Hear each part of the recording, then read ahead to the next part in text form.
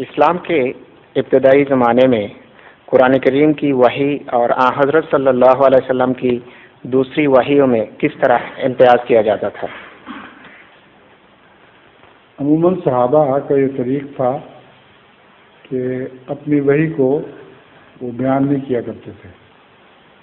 کبھی کسی موقع پر وہ وحی بیان ہو گئی ہو تو اس کے حالات ایسے ہوتے تھے کہ جن کی وجہ سے اس کا ظاہر ہونا بالکل قدرتی امر تھا، مگر بالارادہ صحابہ باوجود اس کے کہ وحی ان کو ہوتی تھی وہ احتیاط سے کہ کہیں قرآن کی وحی سے مل جل نہ جائے اپنی وحی کو بیان نہیں کیا کرتے تھے. حضرت عمر رضی اللہ تعالیٰ عنہ کی وحی کا ایک ذکر ملتا ہے، اور بھی ہیں مگر ایک وحی کا خاص طور پر ذکر ملتا ہے کہ ایک دور کے علاقے میں جنگ ہو رہی تھی اور یا ساریت الجبل جمعہ کی نماز پڑھاتے ہوئے اچانک آپ کے منہ سے یہ الفاظ نکلے، اے ساریہ تم پہاڑ کی طرف ہو جاؤ. ساریہ لشکر کے جنرل کا نام تھا، تو اس کا نام لے کر آپ نے فرمایا تو لوگوں نے تعجب کیا، اور حضرت عمر رضی اللہ تعالیٰ عنہ کو خود بھی تعجب ہوا کہ یہ میں کیا کہہ رہا ہوں، مگر وہ وہی تھی جس کی آواز ساریہ کو سینکڑوں میل دور پہنچی، اور اس نصیحت کو سن کر وہ پہاڑ کی طرف ہٹ گئے. مسلمان جن کے متعلق خطرہ تھا کہ دشمن کو پیچھے سے گھیر لے گا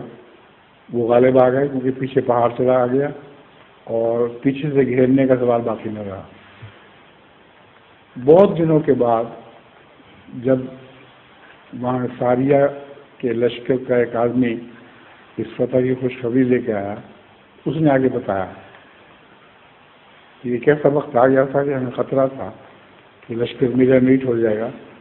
کیونکہ دشمن کی چال تھی کہ وہ پیچھے سے آ کر ہمارے عقب سے حملہ کرے. اس وقت آپ کی آواز آئی یا ساریت الجبل، یا ساریت الجبل. تو اس آواز کو سن کر ہمارا لشکر پہاڑ کی طرف ہٹ گیا اور شکست فتح میں بدل گئی. یہ ایسی قطعی وحی اور اس کے پورا ہونے کا ثبوت احادیث میں ملتا ہے. اسے پتہ چلتا ہے کہ صحابہ کو اور جو بڑے صحابہ تھے ان کو خصوصیت سے ضرور وحی ہوتی تھی، مگر اپنے زمانے میں وہ بتاتے نہیں تھے تاکہ قرآن کی وحی کے ساتھ مل جل نہ جائے. اور یہ واقعہ ایسا ہے کہ اس کا قرآن سے ملنے کا